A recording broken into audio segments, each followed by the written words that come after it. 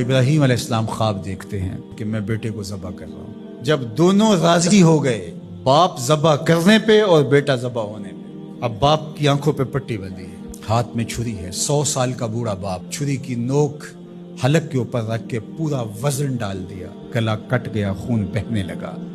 इब्राहीम अलैहिस्सलाम एक अजीब कैफियत में, क्या कैफियत हो सकती है, मेरे पास तो लफ्ज नहीं है, आंखों से पट्टी खोलते हैं तो देखते हैं कि मंजर बदला हुआ है। बेटा समझ के जिसको ज़बह किया वो तो दुम्बा था, और इस्माईल अलैहिस्सलाम पास खड़े मुस्करा रहे हैं, और पास हजरत जिब्रील अमीन भी खड़े हैं। तो बेसाख्ता जनाब इब्राहीम अलैहिस्सलाम की जुबान पर जो लफ्ज आया वो ये था, अल्लाहु अकबर, अल्लाहु अकबर। तो हजरत इस्माईल बोले, ला इलाहा इल्लल्लाह वल्लाहु अकबर।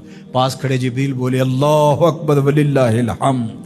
अल्लाह ने कहा, ए इब्राहीम, तुम्हारी कुर्बानी की सुन्नत को भी कयामत तक जारी रखेंगे, तुम्हारी जुबानों से निकले हुए जुमले भी मरने